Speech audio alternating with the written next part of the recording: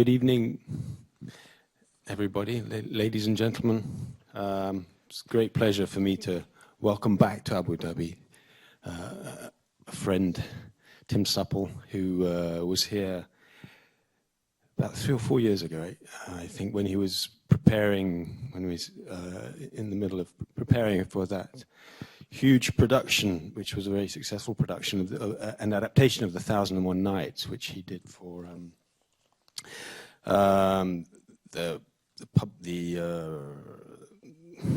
was for a company in Toronto. The name is escaping me, unfortunately, but that's right, Luminata Festival, which underwrote that very generously, actually. So allowed Tim to do 2 years of experimenting with the various aspects of that multidimensional corpus of literature. And he came here and spoke to our students, and then spoke to the public, and it was a great success. Tim is, of course, a famous director and adapter, producer, actor, known for his work with Shakespeare. He's worked at the Royal National Theatre, the Royal Shakespeare Company, and he was, from 1993 to 2000, the artistic director of The Young Vic, where he did many productions, including adaptations for the theatre of works such as the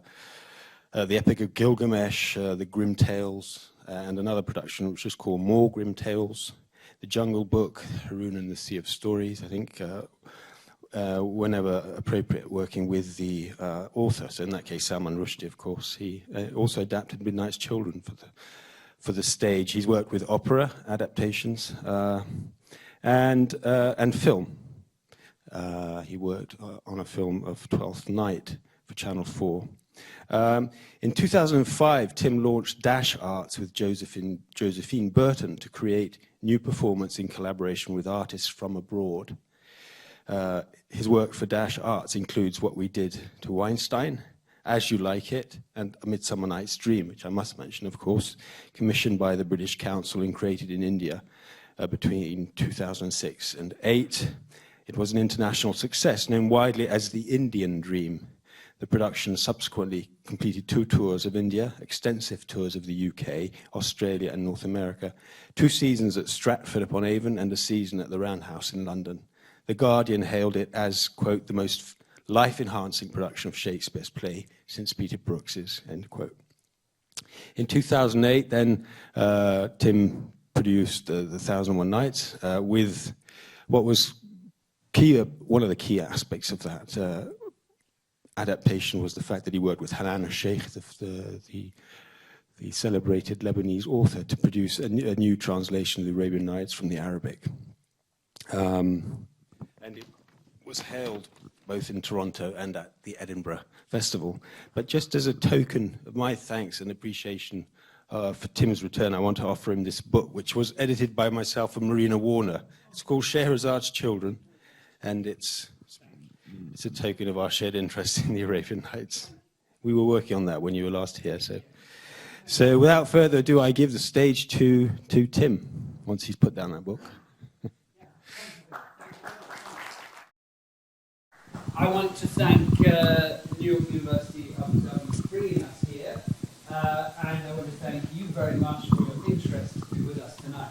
And I need to say very briefly, without much ado, that we are here not to show you any prepared work.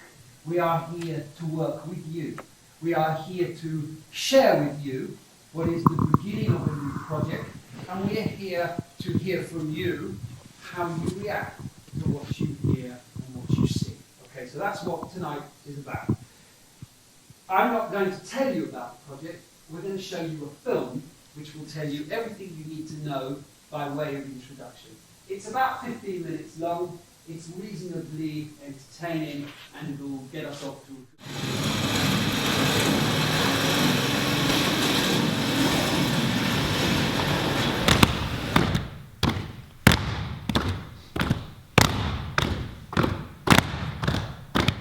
You can speed it up for the first time.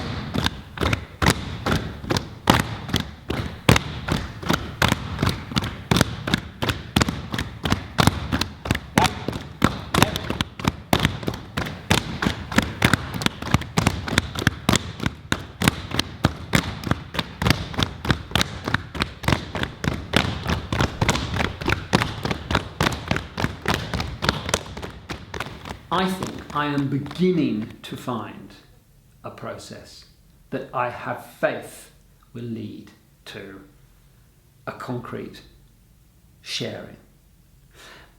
But I'm only just beginning. Alison! Ida! Catherine! HyeYeon! It's like sculpting. We start with an open mass, and it's something about that mass is intriguing, and we know there's a form inside it, and we'll find it.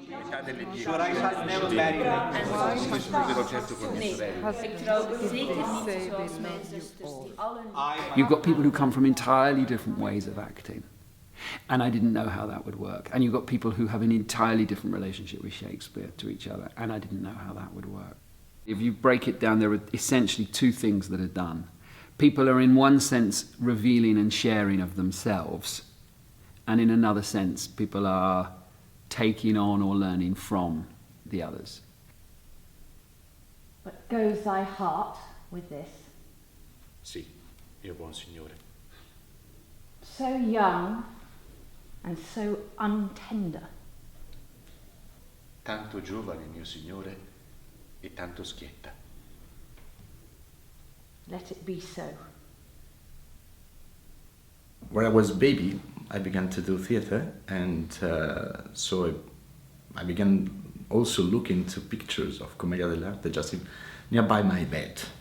So I can say that I grew up with a Commedia dell'arte just nearby me. So Commedia dell'arte is a tradition, is Italian tradition if you want, but it's a tradition of theatre in a way, because it was the theatre in all Europe in the Baroque time. So if we can say is a European tradition of theatre, but very tied with other traditions. So I did the Conservatoire from 2002 to 2006, and then from 2006 I'm working sometimes in theatre, sometimes in movies, sometimes in France, sometimes in Morocco, sometimes in somewhere else. My original training is based on Grotowski training. So what was important with what I did, I think, is that it's a process of stripping down instead of adding things onto. I didn't actually train as an actor because there weren't that many drama schools in Dublin when I started out. So I went round the various theatres, knocking on doors, naively saying that I wanted to be an actor, and I got a job as a stagehand. But then I worked with Adrian Noble in Dublin. I did a production of Three Sisters with him, and shortly afterwards he became artistic director of the RSC, and he invited me to join the company.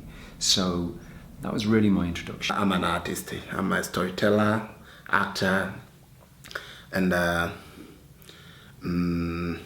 director. You can't find a theatre in Tanzania without a songs. You can't find a theatre in Tanzania without a dance. You can't find a theatre in Tanzania without a traditional costume or props. There was a tradition in English schools of school plays, and they were the only thing that I liked in the end. And from there, I went to drama school.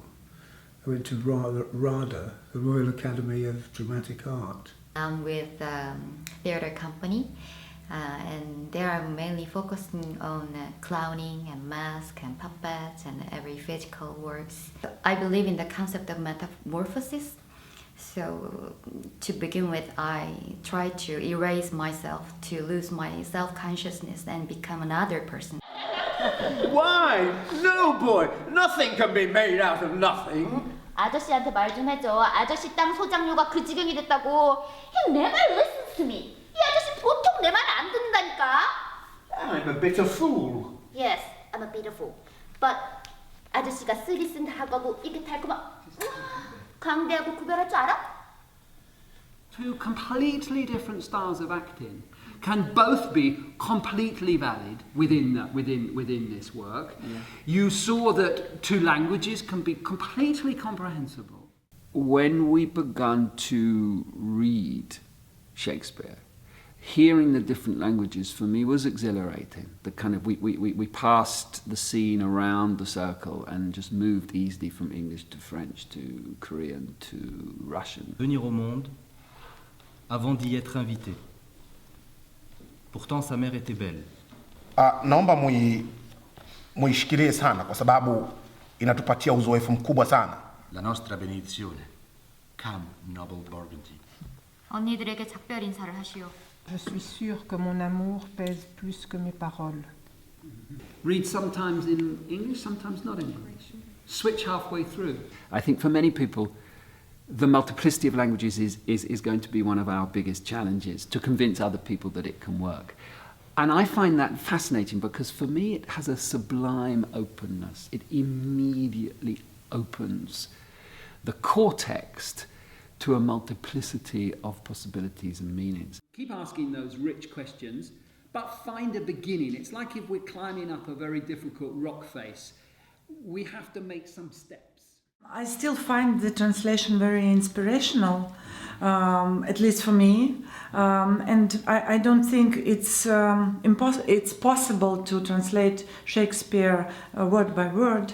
And as we know that Boris Pasternak is one of the greatest Russian poets, so all his words are very unique. In the Gonoril's speech, she has this word liberty, and the translation was written in the 40s. We know that Mr. Stalin was still alive at that time, and so this kind of words we wouldn't see in this translation. The Flemish translation I'm using is by a translator called Willy Courteau. He translated every single Shakespeare play in Flemish. What is really good about it is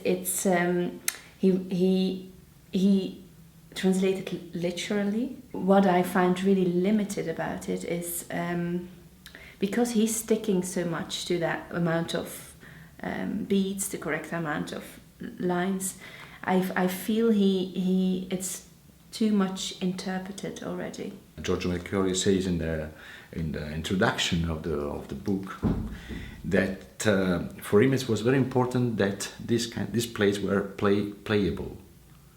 So he didn't use a language, very old-fashioned language. He didn't use a colloquial language at all, like everyday language. And he tried also to translate the verses, of course not with the 10 beats. Also because in Italian could be absolutely unnatural. So the translator's name is Professor Venukuttanaya. He used to teach in the school where I studied. I think first of all, it's too literal. I don't think he's probed between the lines like what we are doing it now. So whatever the meaning stuck in the first reading is what he translated. A lot of places is miss the point. It gives a general idea, but it's specifically missing the point. Exactly like the last word we probed onto about the ebb and flow and moon. He got an absolutely different meaning, and it can be quite misleading. If I don't find a way of focusing closely on the text, this project cannot begin. It's essential. The text is the only reliable source for the content. Where we then shifted it, which was away from language, was to look for meaning and clarity in other ways than discussion. And that's what, by then denying people language and they had to express the speech in sound alone and body alone, was a way of doing that.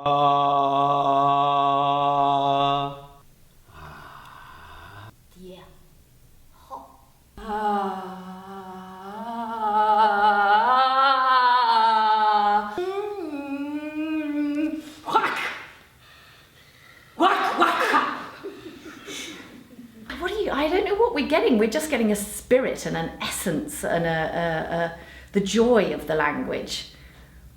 And the meaning seems to still come through. We were working on the Fool scene the other day, and the Helen from South Korea was, to us it's gibberish, but we absolutely understood what the Fool was saying, and sometimes more so than if we were hearing it in English. If you have a question, that question is coming later, they say, no, wait, it will come. So now we are dealing with this. And which I learned from this workshop, we are dealing with the words, power of words.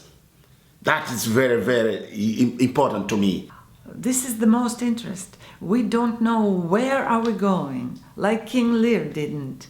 So we are making these steps in the middle of nowhere. What we are doing here in this workshop, working with everybody, with every culture, accepting everybody, being open to everybody, is what we have to do in this human life, in this world. Everybody can feel that in some way they are unique. What they're bringing is unique and can be cherished and valued.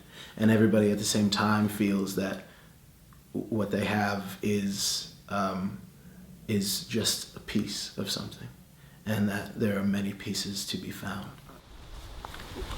Would I could meet Madam, I should show what party I do follow. Adieu.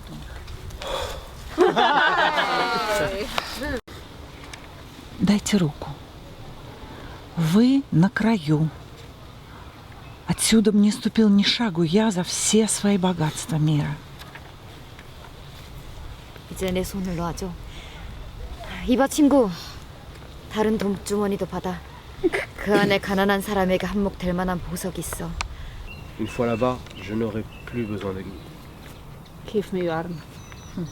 Dulle Tom zal u leiden. The more people yield, the more something will be collectively discovered in each other's approaches. Having said that, this process, I have a gut instinct, people will not come together by forcing everybody to go undertake a full training in each other's methods. That is not where the melding together lies. It's by putting the text in front of us and not drawing attention to the differences that the ultimate place of togetherness lies. So by addressing directly the different languages, by addressing together the need to communicate despite not understanding the words, to find communication in the mysterious place of focus and concentration, and by applying that into this fundamental core text, these words, these actions, that's where I think the meeting will take place.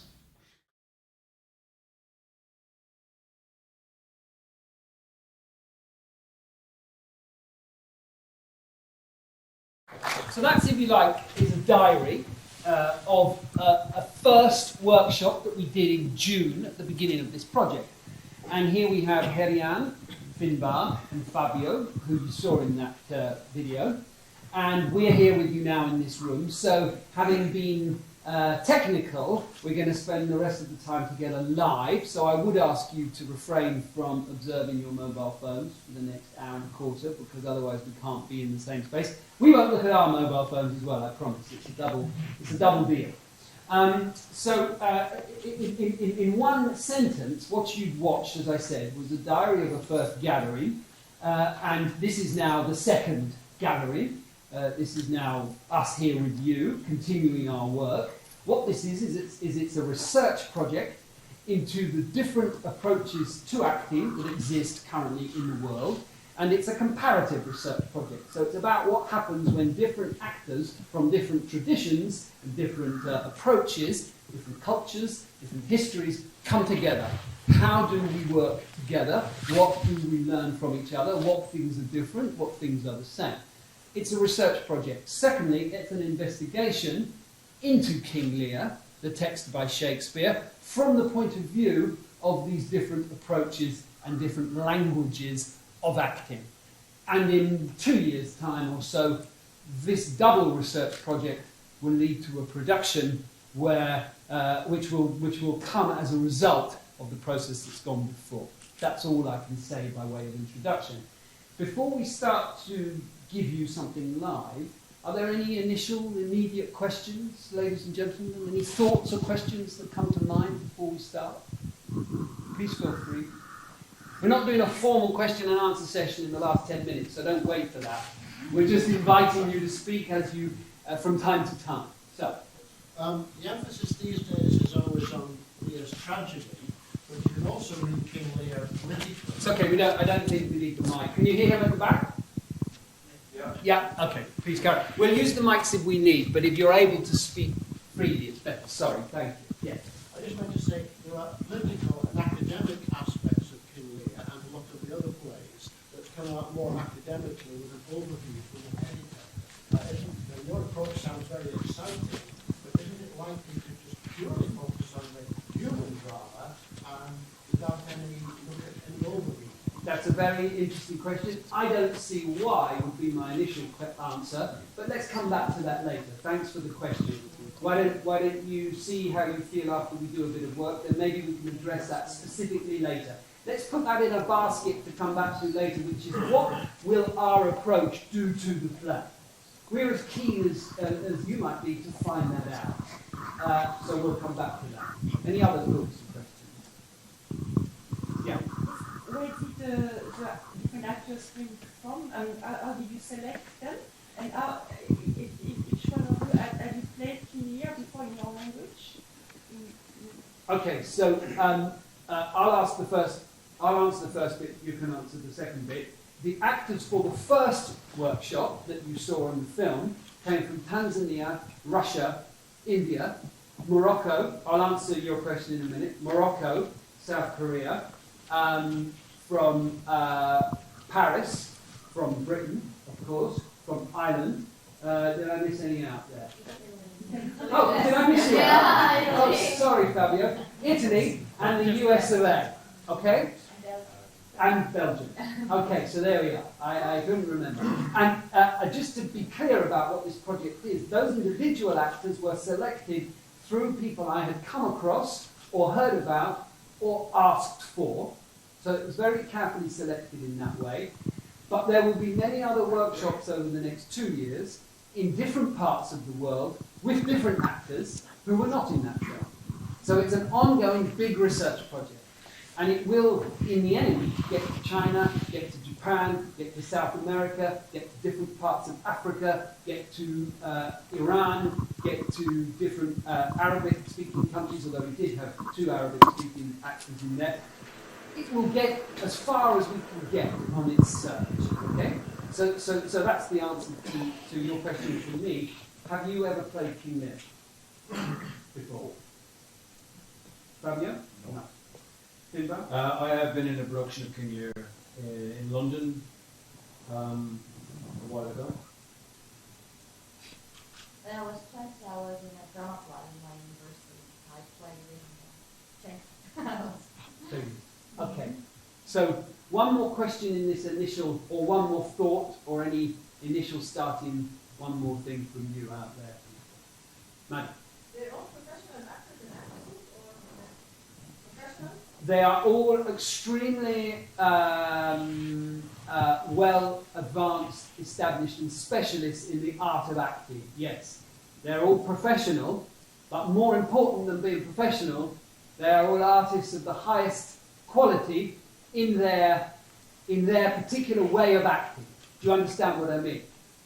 So, for example, the actor from India has been with the same company for 30 years, and he's professional in that he's paid, but he's professional in a different way than, say, Finbar is in London, because he only works with the one company. They have their own grounds and their own group. And so on. So each actor is professional in a different way, depending on their culture of economic culture of theatre. Do you understand what I mean? But they are all, as I say, most importantly, artists of the highest quality, and that's very important for this project. What we also do when we gather, that wasn't in the video there, is we work with students, with young actors, and also with members of the public who are interested, and we also do workshops with them as part of our investigation. So in Warwick, we work 12 hours a day together with 12 actors who, as I say, are all artists of the highest quality, and we also did sessions with school students, university students, acting students, young actors, members of the public, where we investigated the same kind of processes. And we did that yesterday here with the students here of the university, and tomorrow we're doing a session with school students of years 7 to 10. So that's part of our journey all over the world, and we'll do that in Africa, in Australia, in China, in Japan. That's very important to us. And as I say, tonight is research. I'm sorry if you thought you were going to be given entertainment. We are researching from you. tonight. And that's very important to us. Maybe tonight you won't be as active as you could be if you came to another session, but we ask you to be active in your mind. And all the questions you're asking us will be very helpful. I'm going to just save any other questions for the moment. I'd like us to remember that guy's question about, sorry, your name is? Leslie. Leslie's question about the effect on King Lear, and we'll come back to that. We're going to warm up and warm your brains up by reading you, and I must stress we are reading you. We've not rehearsed, of course. I'm not saying that to apologise, but I just want you to engage your minds. You're watching something happen. You're not being delivered a performance. We're going to read to you 3 speeches, okay? One in English, one in Korean, and one in Italian, okay? Now, you are going to then tell us which character was speaking those speeches and for what part of the play. So don't panic, it's not a test, but just engage your minds, relax, and listen. List a brief tale. And when 'tis told, oh, that my heart would burst. The bloody proclamation to escape that followed me so near. Oh, our lives' sweetness. That we the pain of death would hourly die rather than die at once. Taught me to shift into a madman's rags and assume a semblance that very dogs disdained. In this habit met I my father with his bleeding rings. Their precious stones, new lost, became his guide.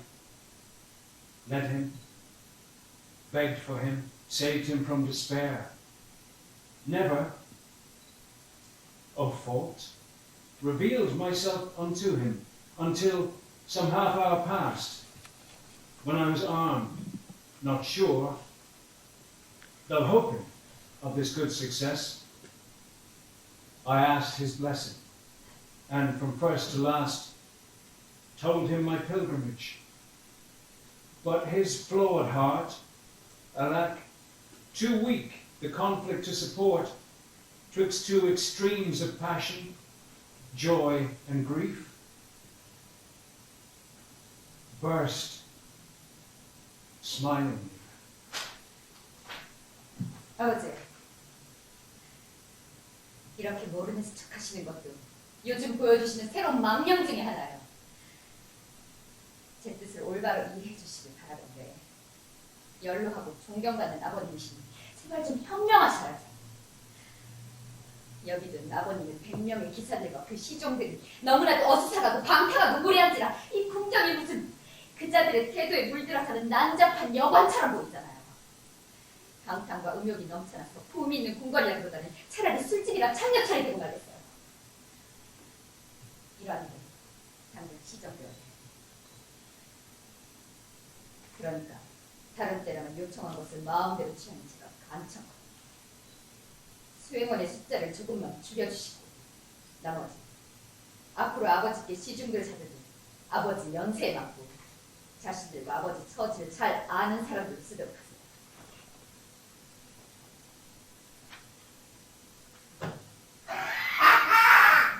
Sicuro un re da capo a piedi. Guardalo fisso. Vedi come il suddito trema, Ah, quello faccio la grazia della vita. Qual era la tua colpa? Quale? Adulterio! Non sarai giustiziato! Morire per via di un adulterio. Vai! Ci dà sotto lo scricciolo e la mostra dorata sfiga la sua albine sotto i suoi occhi. Prosperi dunque la copulazione! Il figlio bastardo di Gloucester è stato più gentile verso il padre che non le figlie mie, generate fra lecite lenzuola. Fatti sotto, lussuria! Alla mucchiata! Mi mancano i soldati. Guardate quella dama.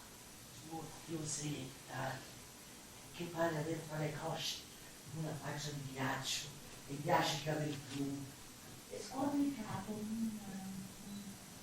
Alla menzione stessa del piacere. Nemmeno la puzza, lo stallone inclassato ci danno sotto con un appetito più sfrenato di lei. Dalla vita in giù sono tutte centaure.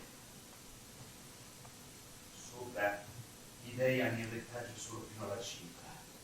Quel che sta sotto appartiene tutto ai demoni.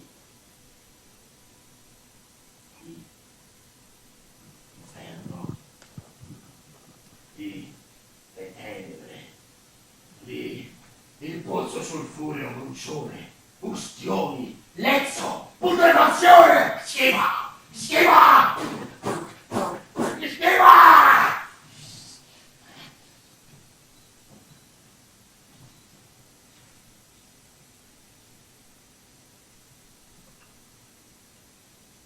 Grande non c'è di spirito. Siamo. Per fortunare l'immaginazione. E questo è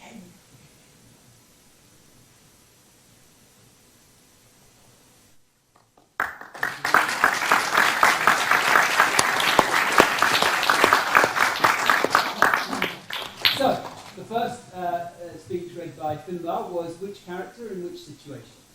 Anybody? Yes?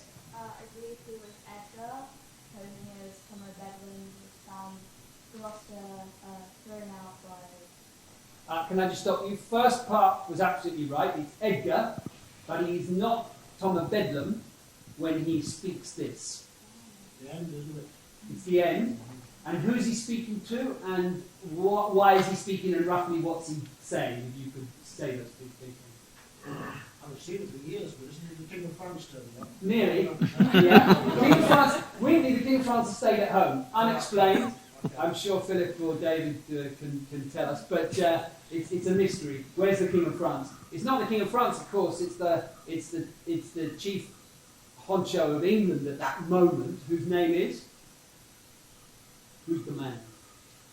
He's a man because the women are dead. Who's the man? Kent is still in disguise as a servant. Albany. It's the Duke of Albany. And what is Edgar essentially telling the Duke of Albany in that speech? What happened specifically to whom? His father. He's telling the Duke of Albany what happened to his father. So he tells the Duke of Albany his story as well, because his story then will tell what happened to Gloucester. Okay? Gloucester's dead, by the way. The second speech, which was HyeYeon, which character? Let's start with which character. Anybody? Yes? It is not Cordelia. Mind you, this gets easy because it's one of three, isn't it? Don't just go through it. Have a real thing. No, I know. No, it could have been Cordelia, why not? But it wasn't. Is it that speech where she complains about him wanting to have his 100 nights and then says... It is exactly that speech. What's the name of the character? Goneril. It's Goneril. What's she doing to her father? She's not just complaining. What else is she doing? She's giving him an ultimatum. The ultimatum, the threat. Behave as you should behave, or I'll make you behave as you should behave. Yes? Very good. Fabio? Yeah. Lear? Yes. Which scene, what situation, what's the speech about? Are you Italian? French. Oh, French. Do you speak Italian? Un poco. Okay. Well, I won't ask you anymore. Anybody who doesn't speak Italian, can you take a guess at what the situation is or what he was talking about?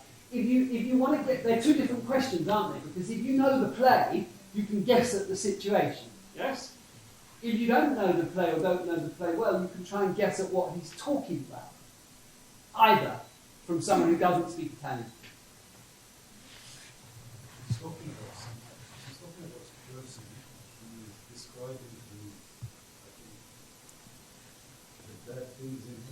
That's very good point, and gets us quite close. Talking about a person and the bad things in him or her.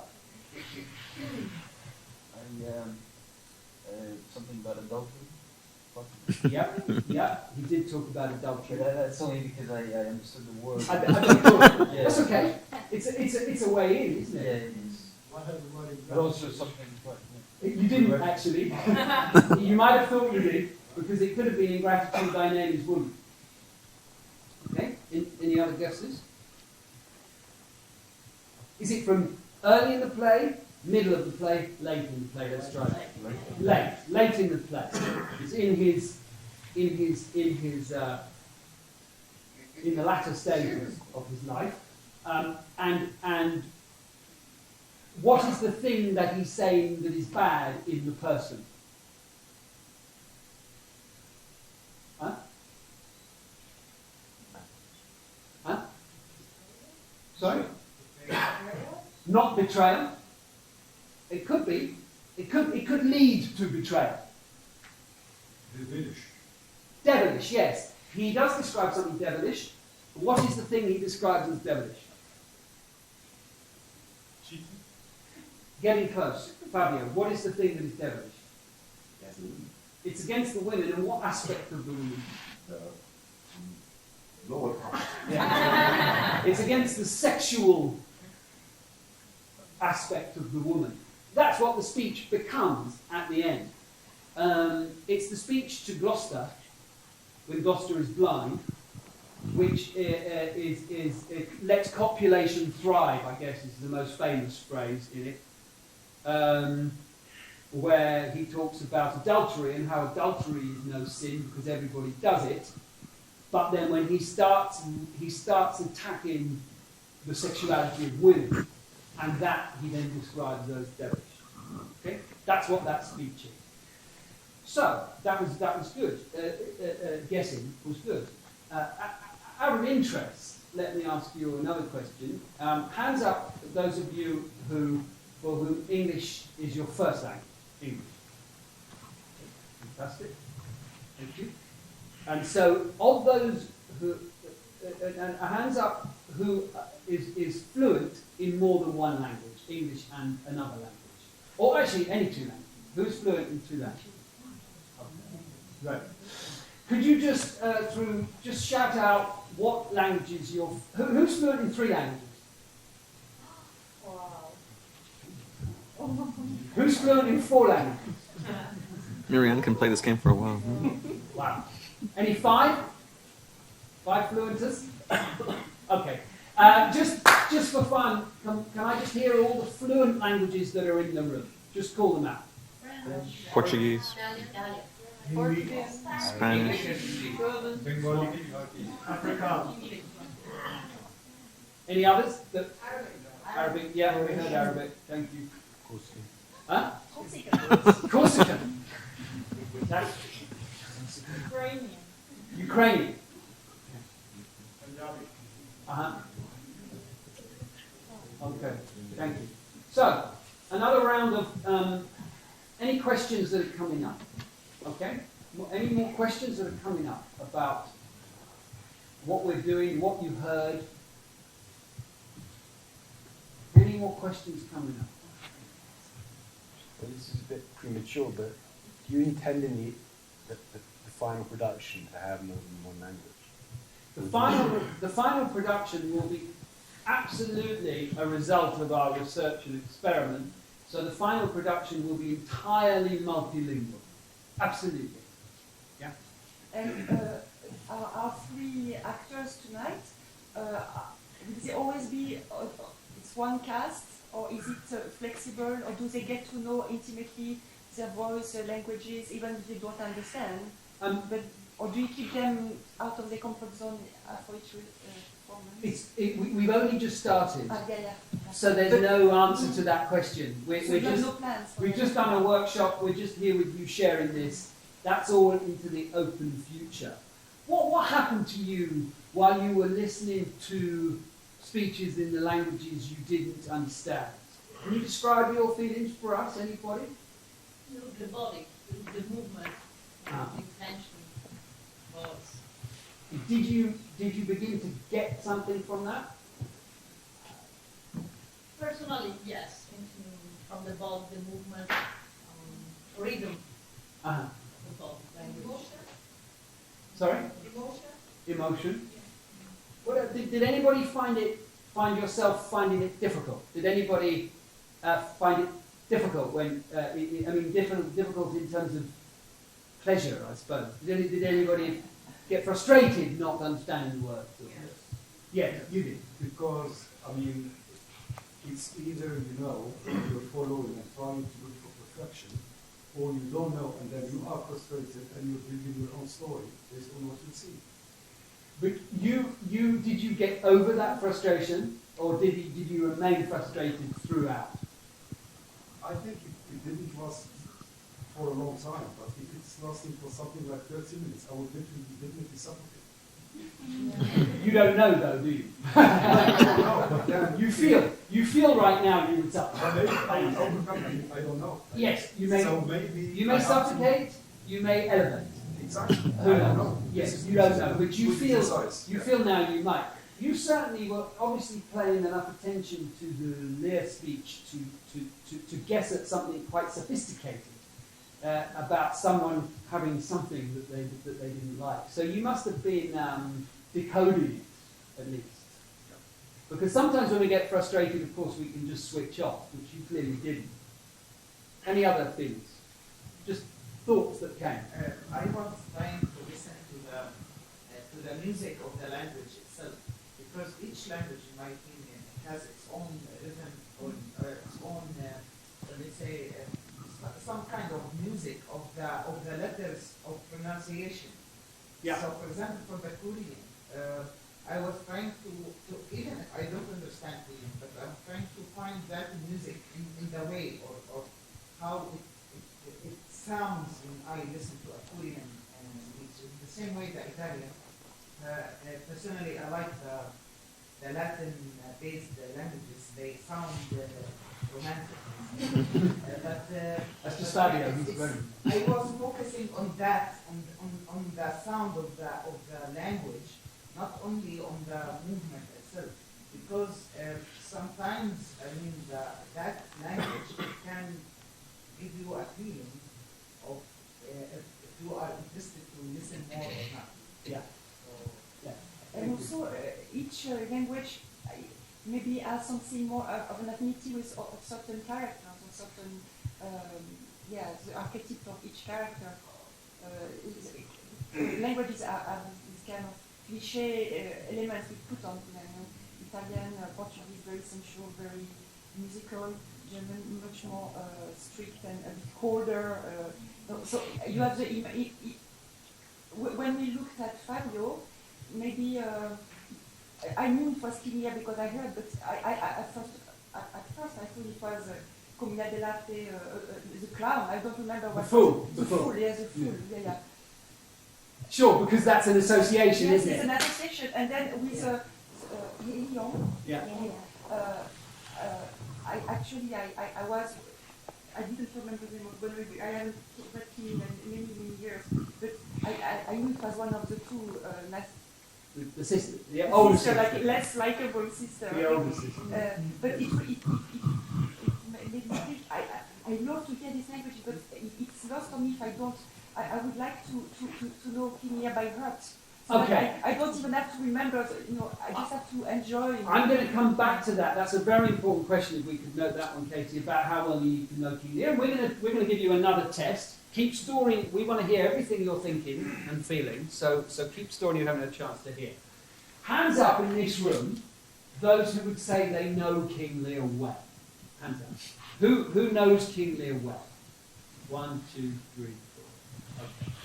Hands up who knows King Lear to some degree. Okay? Hands up who knows King Lear hardly at all. Like not much really. Very good. You couldn't have chosen a better spread. Hands up who really doesn't know King Lear at all. Oh, fantastic. Right. We're going to give you 3 scenes. Okay? Again, they're red.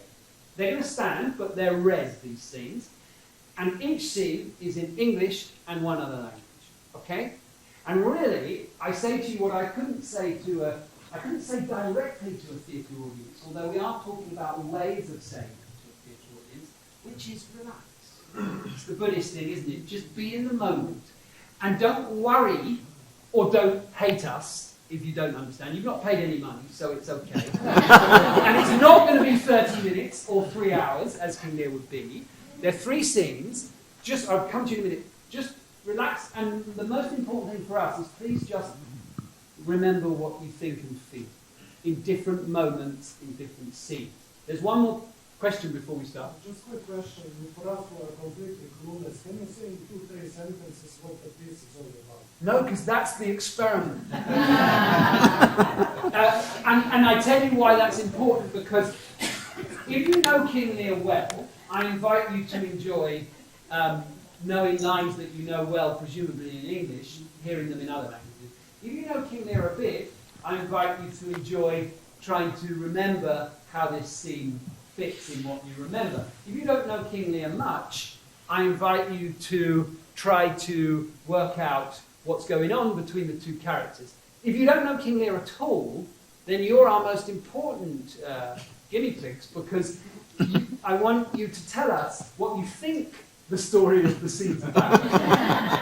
and then for each of those groups, it's very important that we get a sense of how it mattered to you or not that you couldn't understand every word. Remember, you will all understand 50% of the words. Remember that. How you felt not understanding those other 50%, and then how you dealt with how you felt.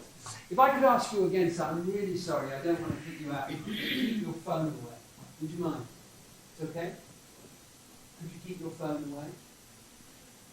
Sorry. It's a language. Just because it's very distracting when we're in the same room. Yeah? It's okay? Thank you. So, we're going to do 3 scenes, okay? And the first scene takes place between Gloucester and Edmund, okay? And I'll tell you the briefest thing to locate you.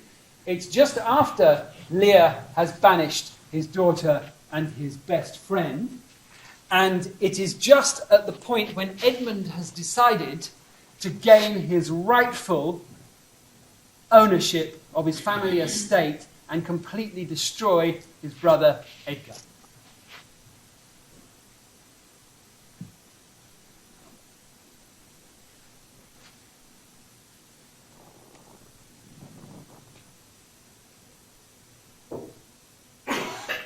Kent, un bandito così. E il re di Francia partito furibondo. E sua maestà anatomia, stanotte, rinunziando al potere, riservandosi solo un vitalizio. E tutto questo ha spromba tutto.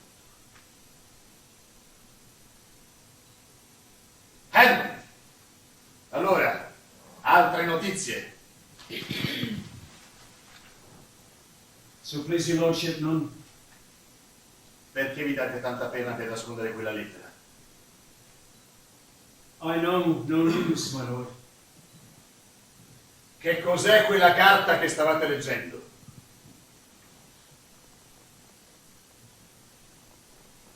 Nothing, my lord. Ah no? E allora perché tutta quella terribile fretta di cacciarvelo in tasca? Il nulla per sua natura non ha tanto bisogno di nascondersi. Vediamo, su. Se non è nulla non avrò bisogno degli occhiali. I beseech you, sir, pardon me. It is a letter from my brother that I have not all read, and for so much as I have perused, I find it not fit for your all looking. Datemi quella lettera, mio signore. I shall offend either to detain or give it. The contents, as in part I understand them, are to blame.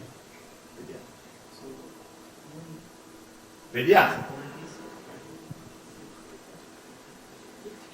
I hope, for my brother's justification, he wrote this but as an essay or taste of my good virtue.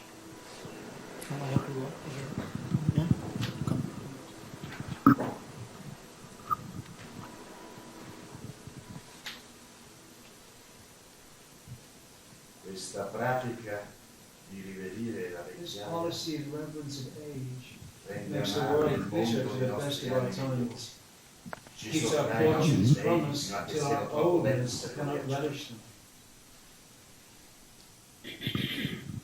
Comincio a I sentire begin to find an come idle la and schiavitù fond inutile e bondage sciocca, in the la oppression of repressione imposta aged dalla tyranny, piramide della vecchiaia, whose che viene sways not esercitata as it non had in quanto power, detenga il but potere, as it is ma in quanto suffered. lo supportata.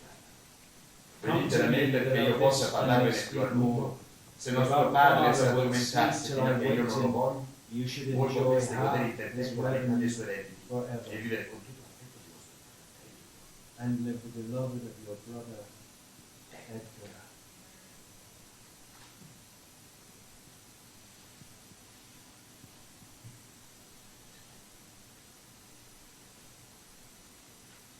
È una cospirazione. Si addormentasse fino a che io non lo svegli. Voi potreste godere la metà dei suoi redditi.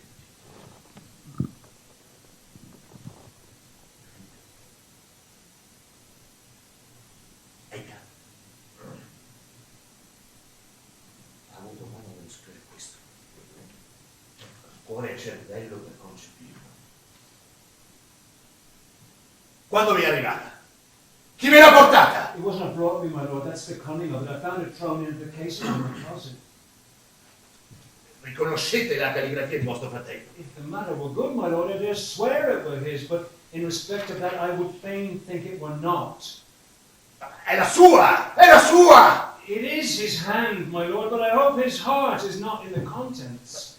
Non ho mai fatto approcci di questo tipo. Never, my lord. But I have heard him oft maintain it to be fit that sons at perfect age and fathers declined, the father should be as ward to the son, and the son manage his revenue.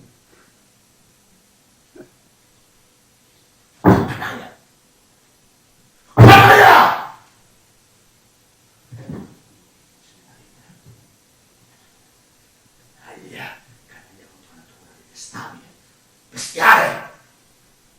Andate a cercarlo, ragazzo. Lo farò arrestare.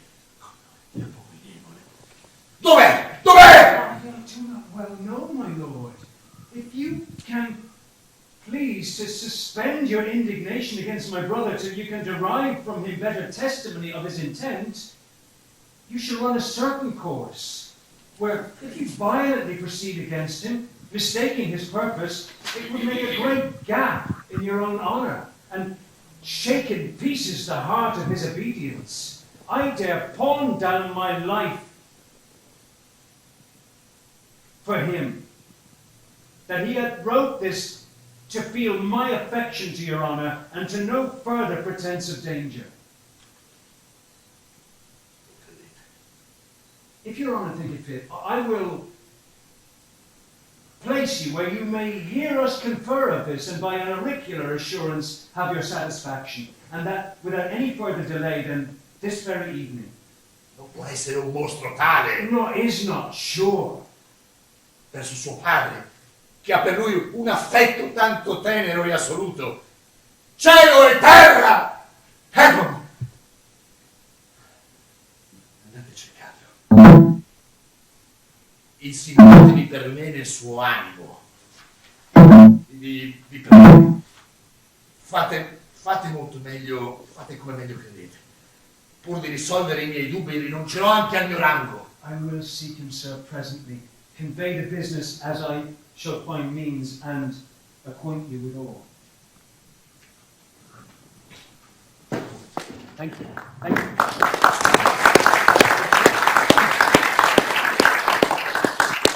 The second scene takes place between Kent. Finbar will now be Kent. Kent is King Lear's greatest friend, a nobleman and a soldier. Kent has been banished by King Lear, if you remember, and Kent is now disguised as a servant called Caius, right? The location is Regan's house, and Kent is there because King Lear is there. Or King Lear is coming, I think. I can't remember which. He's on his way, I think. So Kent is there to look after King Lear.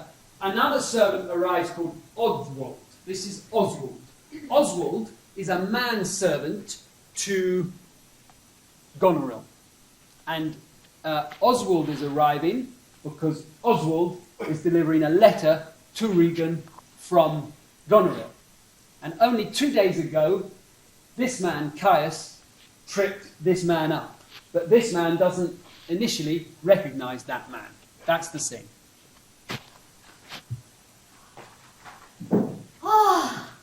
동이 트는구만. 이제 파일까? 내가 말이 한 말 있는데 이 말을 어디에다가 매야 되는 거지? In the mire. 이거게. 친절한 마음이 있으면 친절하게 해줄게. I love thee not. 그럼 나도 네가 마음에 안 든다. If I had thee in Lipsbury pinfold, I would make thee care for me. 아니 나한테 도대체 왜 이렇게 하는 거지? 난 그럼 누구인데?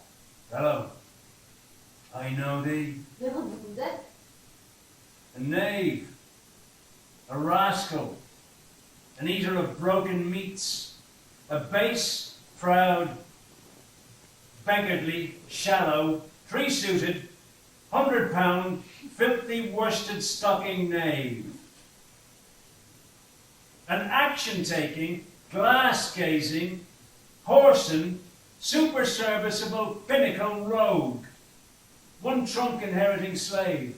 One that would be a bawd in the way of good service, and are nothing more than a composition of a rogue, beggar, coward, pander, and the son and heir of a mongrel bitch. One whom I will beat into clamorous whining if thou deniest the least syllable of thy addition. 모르는 사람한테 이렇게 경없게 대하는 경우가 없지? 이렇게 생명도 찐 사람한테 이렇게 무례하게 대하다니! What a brazen-faced varlet art thou, to deny thou knowest me. Is it not 2 days since I tripped up thy heels and beat thee before the king? Draw, you rogue. For though it be night yet the moon shines, I'll make a sup of the moonshine of you, you horse and cullionly barbermonger. Draw. 난 너하고 부르겠다. Draw, you rogue! You come with letters against the king, and take vanity the puppet's part against the royalty of our father. Draw, you rogue, or I'll so carbonado your shanks, you rascal, come your ways.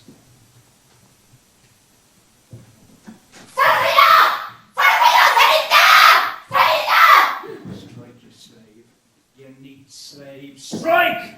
살아세요!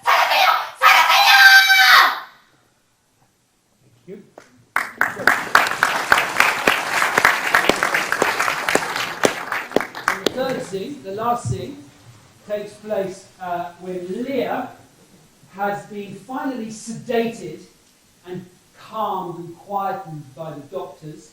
He's in the safe clutches of the French army at Dover, and Cordelia has come to see him for the first time since he banished her in rage.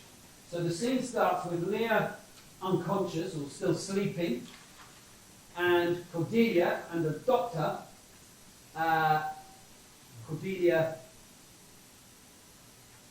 steeling herself to sleep.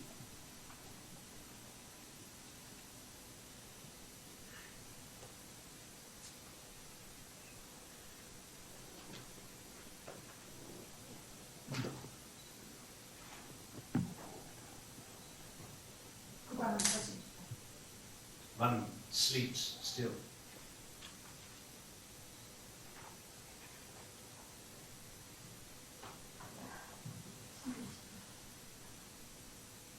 그대 학대받은 아버님 심신의 상처를 치료해주셨어.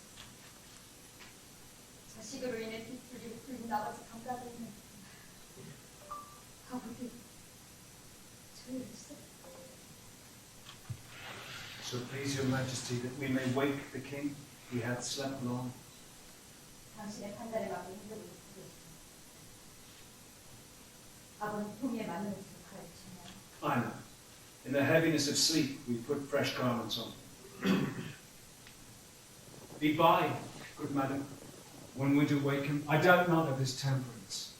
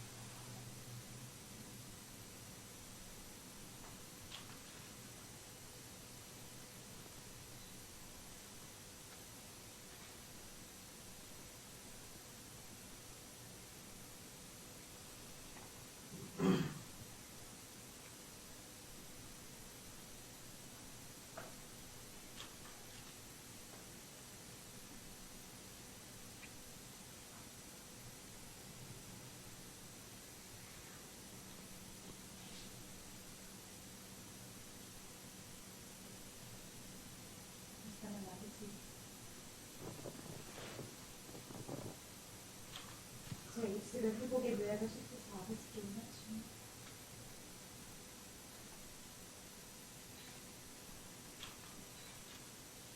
부디 언니들로 인해 학대받은 당신의 영혼 친구 되시고 Kind and dear princess.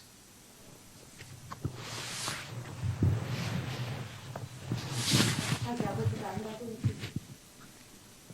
이런 빛발의 모습은 누구든 동정을 설명하죠. 이 얼굴로 그 험한 비바람과 맞서 싸우실 단 말입니다.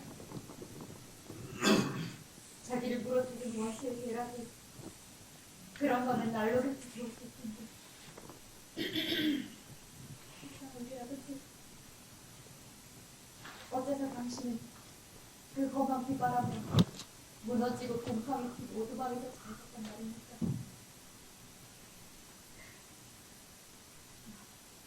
아버지 정신이 목숨과 함께 끊어지지 않은 게 다행입니다.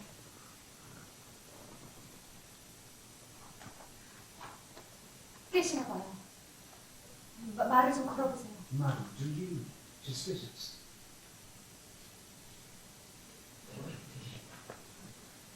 아버지, 그건 돼요. 정신이 드십니까? 정신이 드세요, 아버지?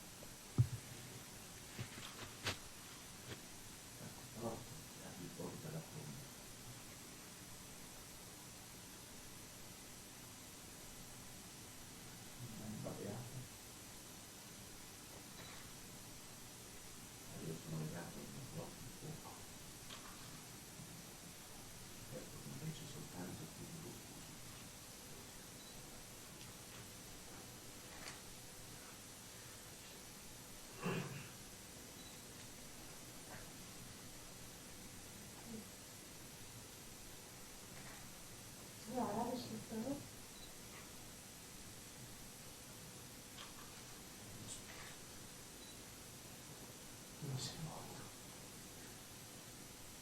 아직 안 돌아오셨나봐요. He's scarce a word. Let him around a while. Dove sono stato? Dove sono?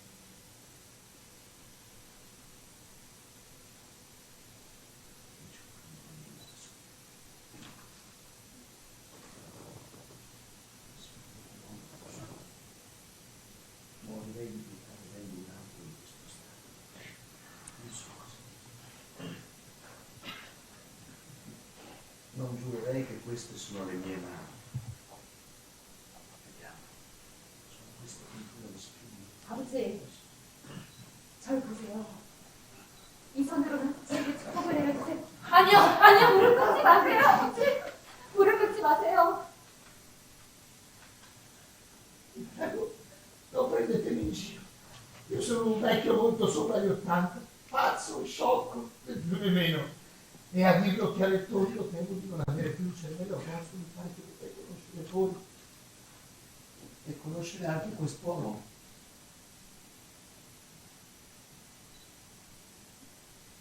E pure qualche dubbio, soprattutto perché non so che luogo è questo. E per quanti sforzi facciano ricordo questi abiti. E non so neppure dove sia stato alloggiato la notte scorsa. Non ridete di me! Perché quanto è vero che sono un uomo, vedo che questa signora sia...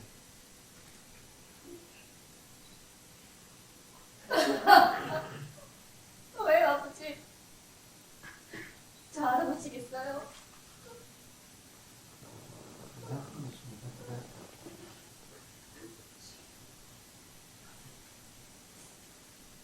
vi prego, non piangere. Se avete veleno per me, morirò. Io so che non mi amate, perché le vostre sorelle a quanto mi importa non mi amano. Voi ne avete qualche ragione? Non ho nessuna.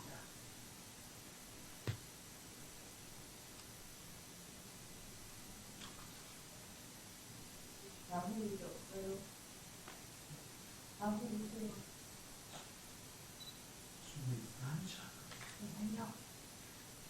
나라에 계세요. 너무 profound. Be comforted, good mother. The great rage, you see, is killed in him, and yet it is danger to make him even o'er the time he has lost. Desire him to go in, trouble him no more, till further settle. 좀 일어나 보시겠어요?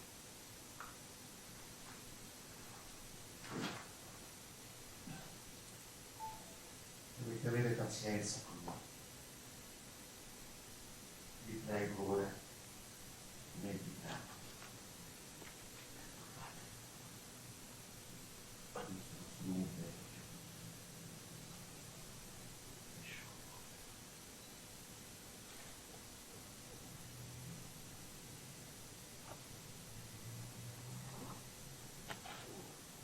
Thank you.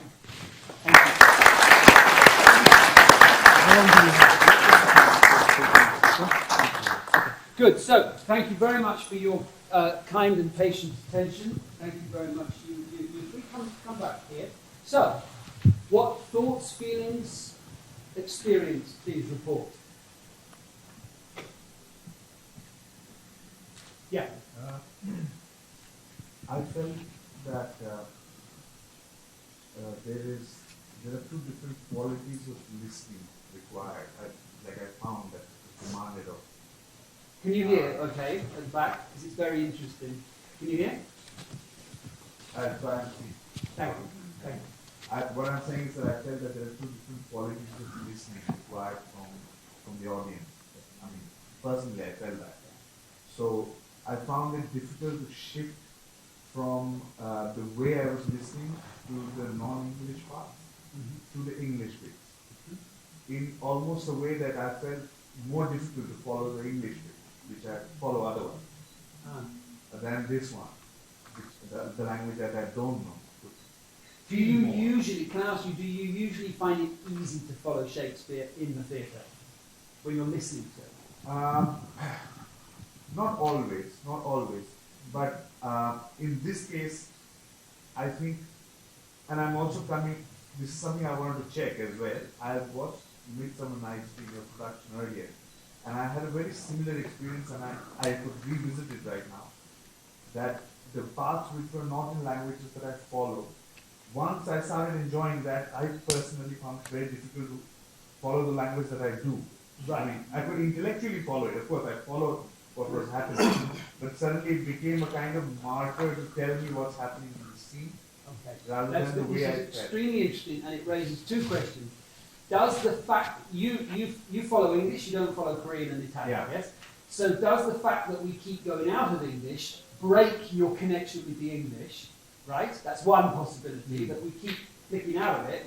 So we break your relationship with the English, and then you find it easier to relax with the one you don't understand, but you find it difficult to get back into the one you want.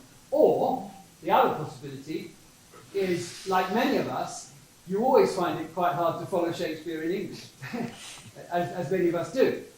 And therefore, when it's not in English, you don't try to follow it in the same way, because you can't possibly.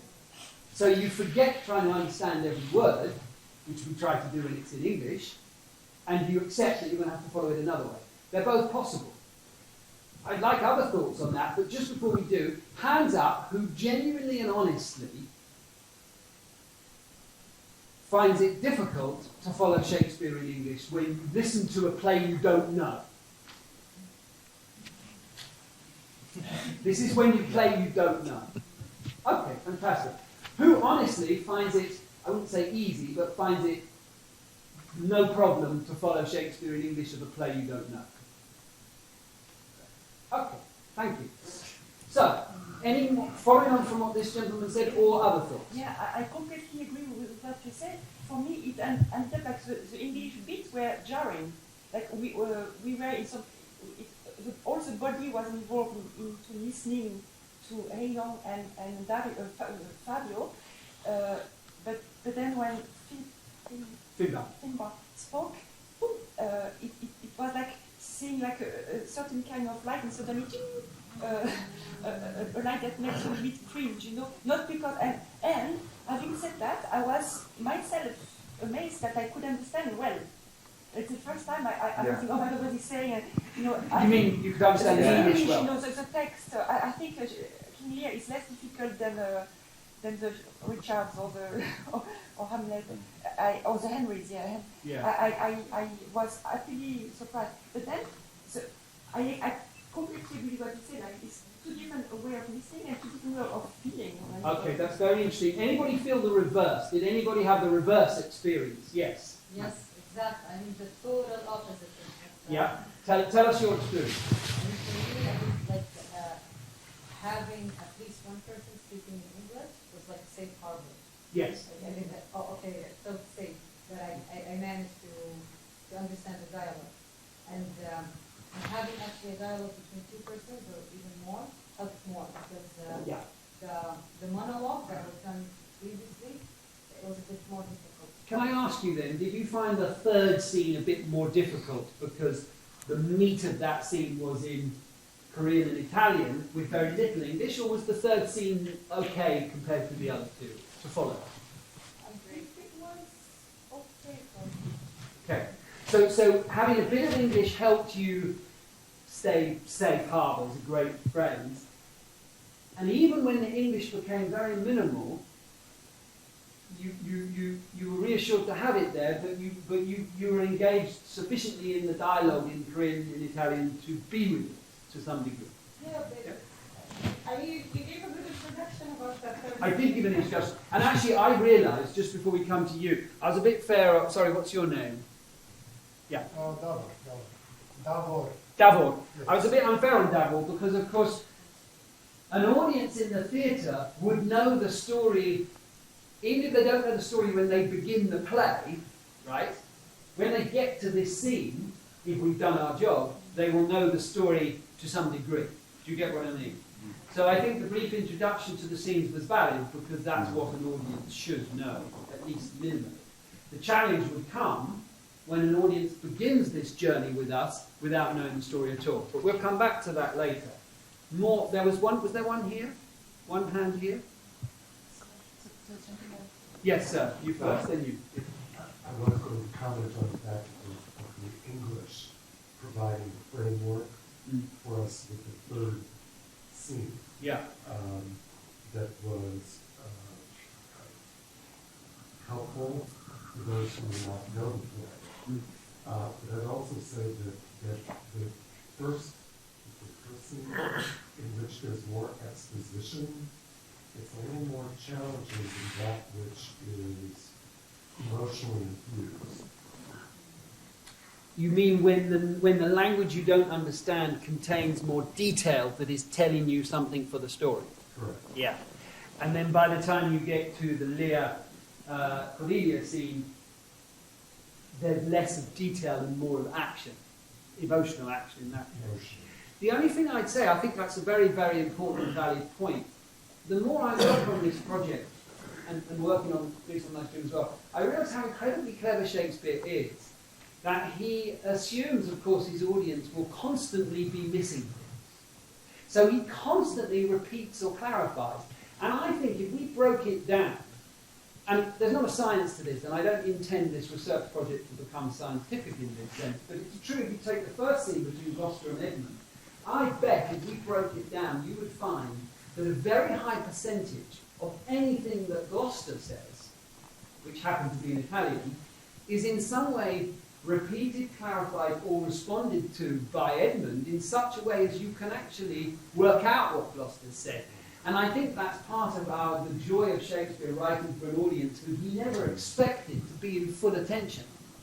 So the amount that he repeats or clarifies through what another character says is quite phenomenal. And I'm just seeing that through this project. Having said that, what you said is absolutely right on first listening.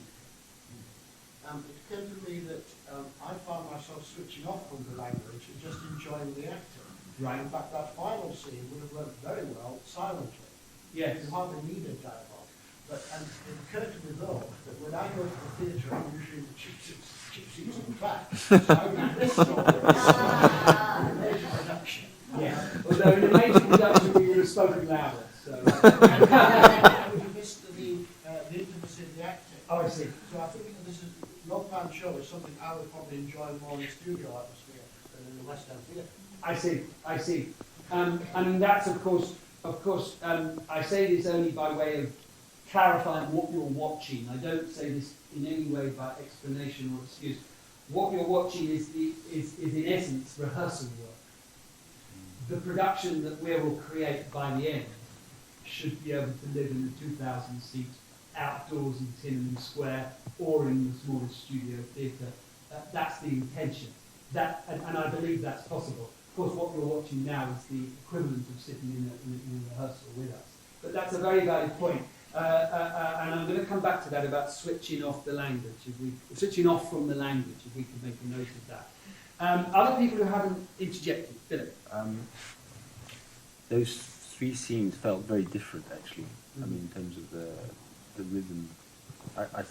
What I thought worked very well was the moment when Egda's looking over the shoulder, reading the letter in English. So you have both languages at the same time. That worked very well. Somehow. But the point I want to make is that at some point you're going to have to decide if Lear speaks English or not. And isn't that going to be a critical decision? Because Lear's the man that he's the centre of the whole play. And so if he speaks English or doesn't speak English is a big decision. And so what I want to qualify that with is to say that it struck me in the last scene that it didn't really matter if he couldn't understand Korean because he was mad at that point and wasn't understanding what she was saying anyway.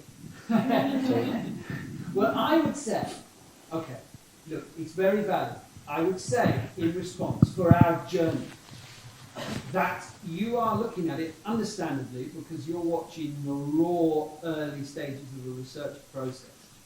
But you are responding to it more logically and literally than we would hope we would take an audience to eventually. Okay? I'm not blaming you for that. This is not one of those Q&As where I'm saying, well, you didn't watch it right. I'm not saying that at all. You watched it absolutely right. Eventually, we aim to carry an audience to a place where they don't view the language contrasts so literally. Now, that will not be entirely possible. There will be always, within any 100 audience, a group of people who look at it one way, a group of people who look at it another way. We can't determine how people look at it, nor will we ever try. But ideally, that we would not be thinking that he doesn't understand her. Why should he not understand her? The language that unites them is Shakespeare, is the text. And they completely understand each other. Completely. They're speaking one language. That's the end-end. Of course, we bring to the theatre a different instinct, which is that when you speak different languages, you don't understand each other. That's what we think. It's natural, because that's usually what it's like in the world, although not in all situations, but it is usually what it's like. And the question of what language Lear speaks, I would just propose to you again, Philip, that what we're trying to do, as well as many things that we're trying with this project, but dear to my heart, is the desire to delocate the central feeling that we have about King Lear. He's the centre of the play because he's at the centre of the action. And it is an important decision whether to speak English or not, but we're not putting this production into the axis of the English-speaking world. This production is for the world in which what proportion of the world don't speak English would we imagine right now at all? What proportion of the world speak not a word of English? Dangerous. What? I don't know, actually. I'm asking questions. I mean, I would guess 70 to 80% speak no English. Well, not on a daily basis. I would guess. I mean, if you take India, for example, that people think there's a lot of English in India. Who's from India here? I mean, we know that. We think there's a lot of English in India because in the urban centres there is. But I would guess 90% of the population of India don't speak English. I mean, maybe the odd word. Because, of course, in large parts of Africa, in large parts of India, in large parts of China, there's no reason to speak English. You might hear some English in movies or on TV, but there's no need to. So all I'm saying is, I've gone off on a big point. The fact that Lear speaks English or not actually should become irrelevant to this project quite early in its process, but it's not yet, and I accept that. Because actually, it shouldn't matter what character speaks what language in the end. Because Lear is a character in action. I mean, the best Lear I've ever seen, I have to say, and I've seen some great ones, the best one I've ever seen was the actor whose name I can't remember, from the Rastaveli Theatre in Georgia. He was blindingly brilliant in the famous 1980s production that toured a lot in the world. I don't know whether anybody saw that. It was phenomenally good, and I understood everything about that character, even though the whole production was in Georgia. He was brilliant. So it really, really didn't matter to me, and profoundly, in the end, I would hope it doesn't. That the Axis, this production, has no English will in the end not be the touchstone. There will be 15 actors, maybe 15 languages in the end. And it will be clear as a bell on a clear day. That's the aim. So I'll speak to the small group that claims to know the play well. I've read it many times, seen it many times. You provided your own magazine. I have to liken it to watching these things and doing stuff you did yesterday. Is like what it used to feel like to go to the opera before there were surtitles or anything like that. So you maybe would listen to it in advance, you'd read the plot, or you'd get there, you'd read the story, and you kind of know what's going on. And not having to worry about knowing every single thing that was going on freed you to listen for other stuff, for tonalities, for emotions, to just watch the way in which people were interacting. And I felt that way. I'm wondering if that's how you experienced it. Wonderful. I think that's a wonderful description of a very practical way in which this might work. The other thing to say about that is I've noticed that opera audiences like at the Metropolitan Opera are much more engaged now that there's a surtitle. Contrary to what James Levine thinks, they actually like to know what's going on in a particular. That's really interesting, and if we don't have time today, that's a long debate about forms of translation which we could think about, whether they're surtitles or other forms. People who haven't chipped in yet. Yes, I have a question for the actors, actually. You just said that it will ring clear as a bell by the end, hopefully, ideally. Do you feel pressure as actors to therefore make illustrative choices? So that, for example, if I do not speak Korean, you will understand that I will understand that you are angry, so you'll do something to show you're angry. Or is there another approach that you take to make the work more subtle, to make the work more nuanced? Do you understand the question? Do you find yourself consciously doing things in such a way as to show the audience what you're saying, more than you would if all the audience spoke Korean, I guess is the question. Yeah. Fabio. But even I acting, even I acting Korean to the Korean audience, I would use my body. I think it's very important to use my body as my material. Like for musicians, they have their instrument. It's like my body and my voice and my breathing is my material to create art. So it's like it's not that different that I'm acting for the non-Korean speaking audience. To me, it's not different. Yeah, there is Italian people. Really? Yeah. Well, the fact is that gestures that because the Italian doesn't exist. The language is imposed language. And Italian people began to speak Italian after the war, the Second World War.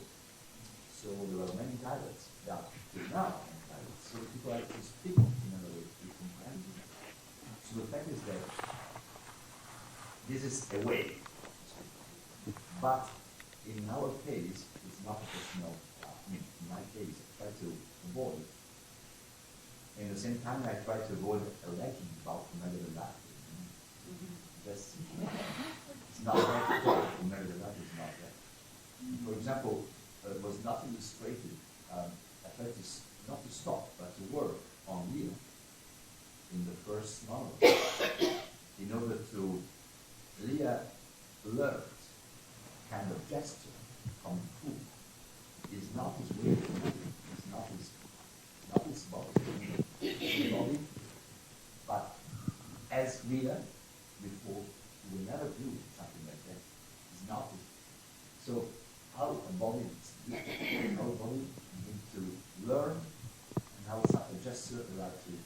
So the fact is that taking Lear inside, the fact is that for us, I think, for all of us, the fact is that to write to not to describe, the gesture is not to describe something, but coming from is human, and arrive to write something from humanity. So it's not to illustrate. Can I say, yeah, from my point of view, I would say that in ordinary conversation, we give each other cues, either by asking questions or coming to a full stop. Or if I've still got something else to say, you know it from the tone of my voice that I'm not quite finished yet. I'm still thinking about what I'm going to say, and now I've finished. So in a way, I am, obviously when I'm in a scene with HyeYeon or Fabio, I've got my English script. So I'm trying to not look at the script if I can, but listen to the actor. And I'm trying to listen for those cues, as opposed to learning my cue word in Korean, because we don't have time for that. And I wonder whether that would be, I don't know, because this is, we're just experimenting. I wonder whether that might be a way in for me, you know, to learn what the other person is saying. To actually learn the other language. Not learn the language, but learn through their cues what they're saying to me. Yeah.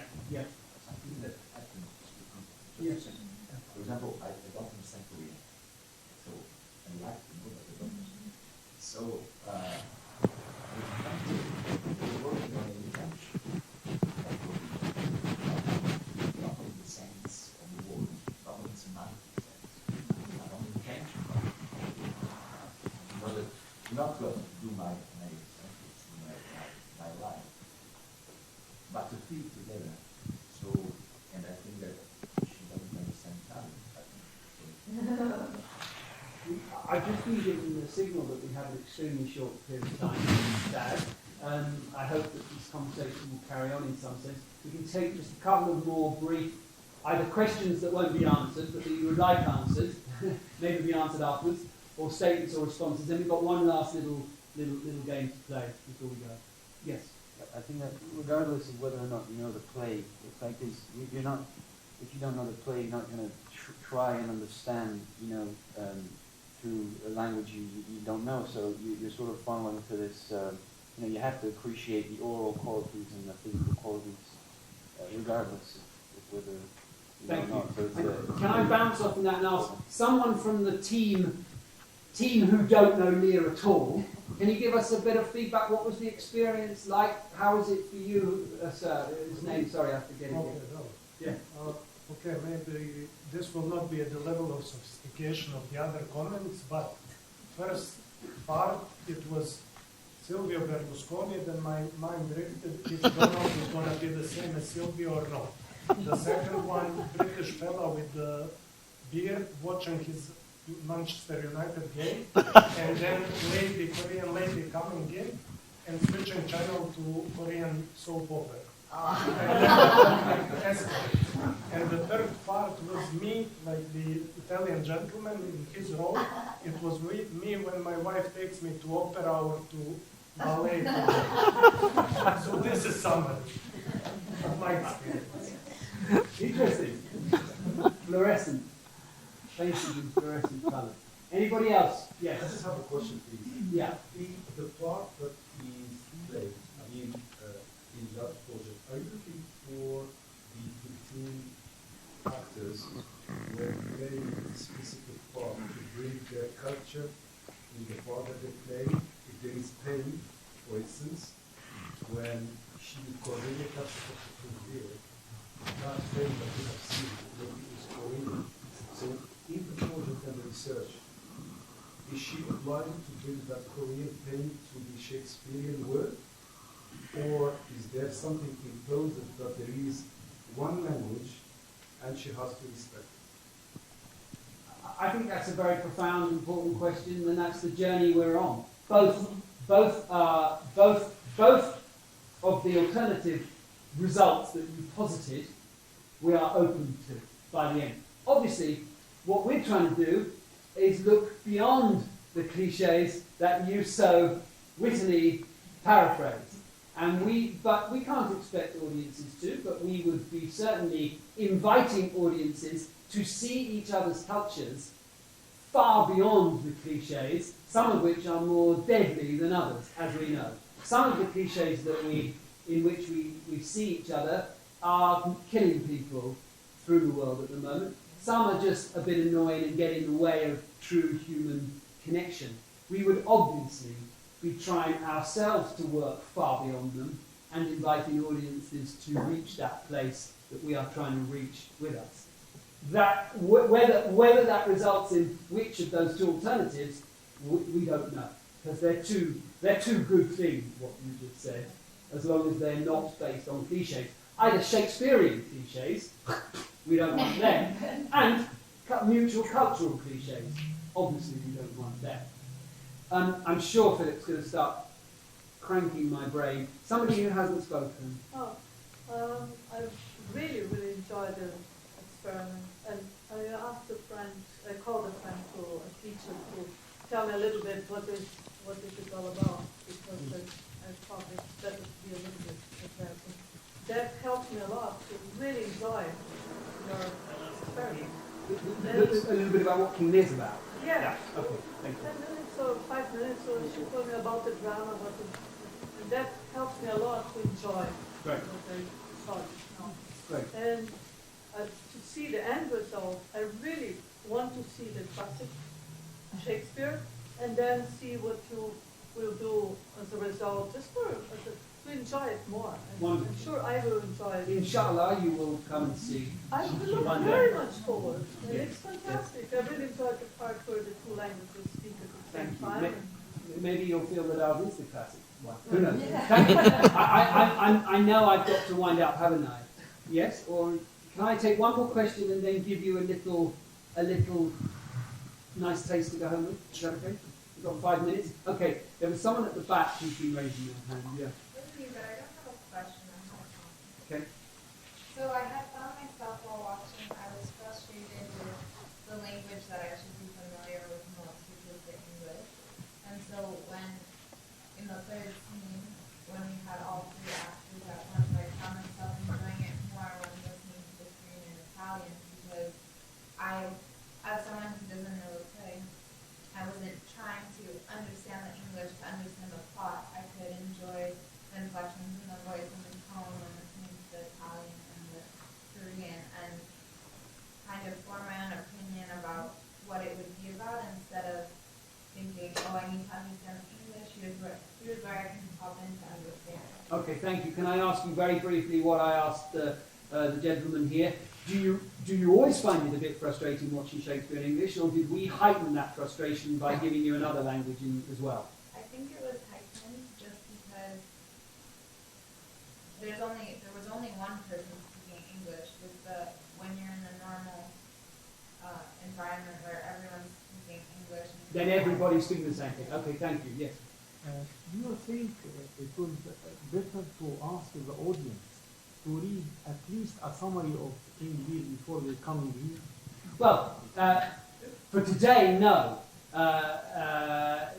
For today, absolutely not. It was much better that you all just came with your different knowledges, otherwise we wouldn't have different reactions.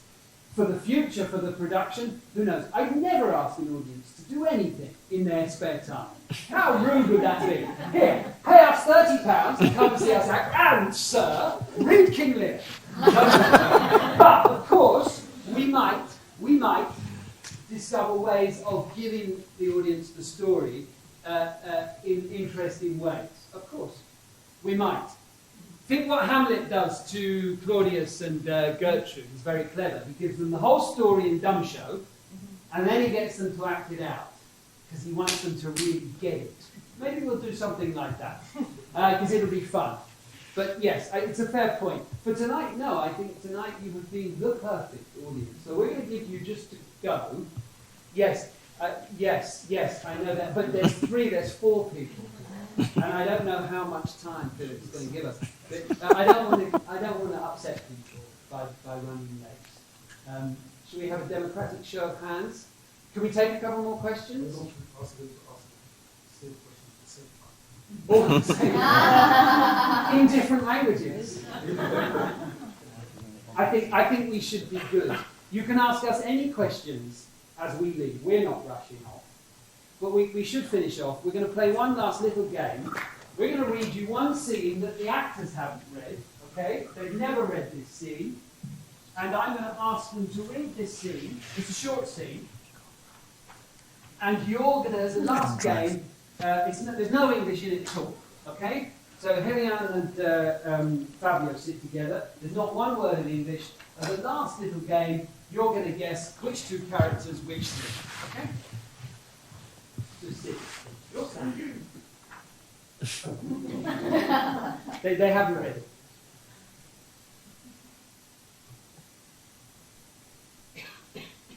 Se fosse finito, una volta fatto, allora sarebbe bene che fosse fatto presto.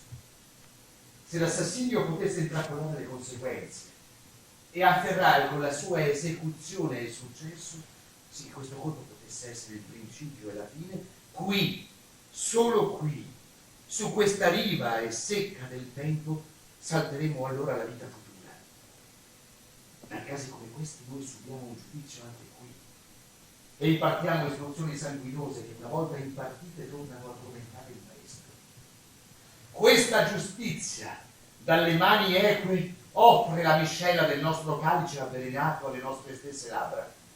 Egli è qui, in duplice fiducia, anzitutto perché io sono suo congiunto e suo suddito, forti ragioni entrambe contro l'altro. Poi perché sono suo ospite e dovrei sbarrare la porta al suo assassino, non brandire io lo stesso coltello.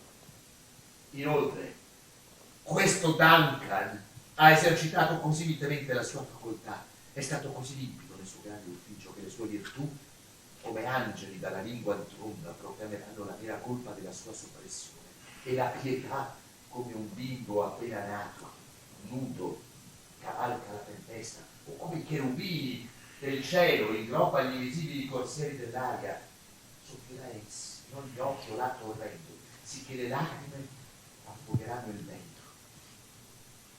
Io non ho altro suppone con cui pungere i pianti del mio disegno, se non la volteggiante ambizione che spicca un balzo troppo alto e cade dall'altra parte.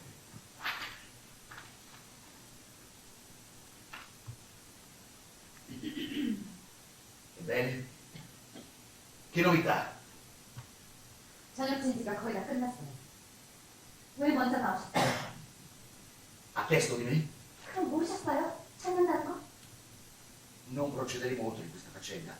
Ultimamente egli mi ha colmato di onori e io ho acquistato presso ogni sorta di persone un'aurea reputazione che dovrebbe venire indossata ora che è lucida e nuova, non gettata via così presto.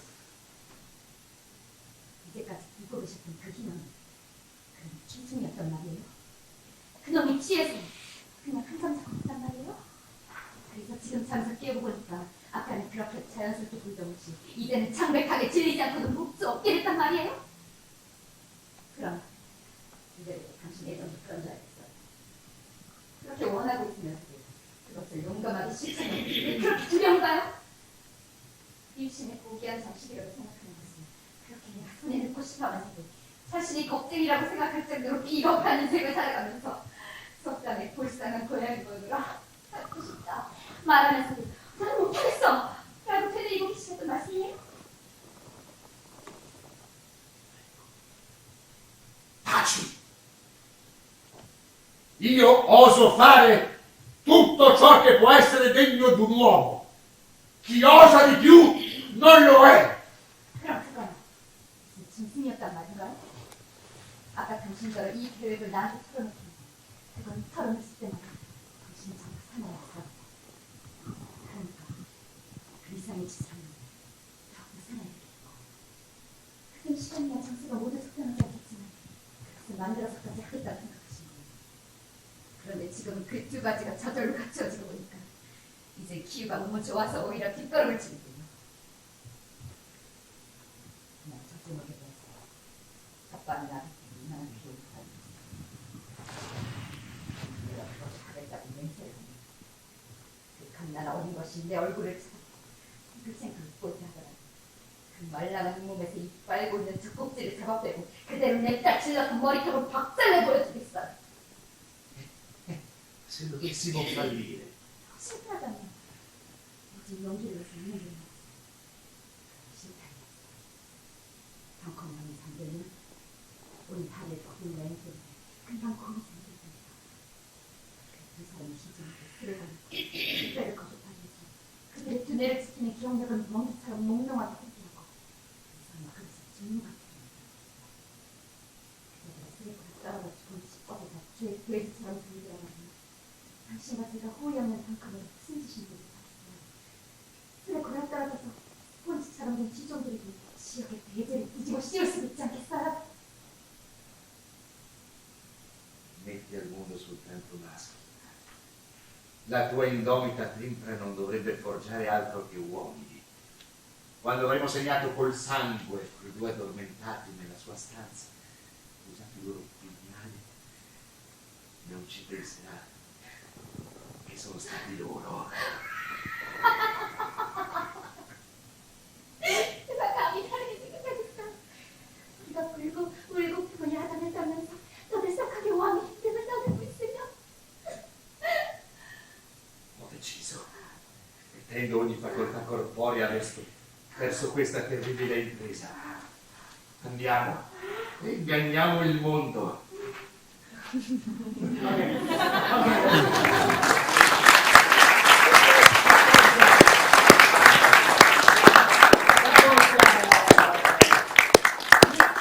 And genuinely sight-read. So as a final thing tonight, there's prizes for this. And if you know Italian or Korean, you're not allowed to play this game. What characters, what scene? Any guesses? King Lear and which other character?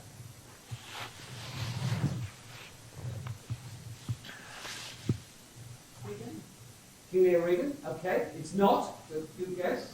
It's one of the bad daughters who gets turned on by the thought of killing Rostros in the let's see. Well, Regan and Cole. Yeah, it's not, but it's yeah. Did you have one? Any other guesses? Edmund and Regan. It looked a bit like that, didn't it? That's a very, very. It's not the father. It's a very. It's a very good guess. It's not that one. Yeah. I don't know the play, but I think they were planning to kill somebody and happily ever after. That's brilliant. They were planning to kill someone and live happily ever after. On that note. Oswald, it would look like it, wouldn't it? Oswald and Goneril. Yes, it could be. It's not.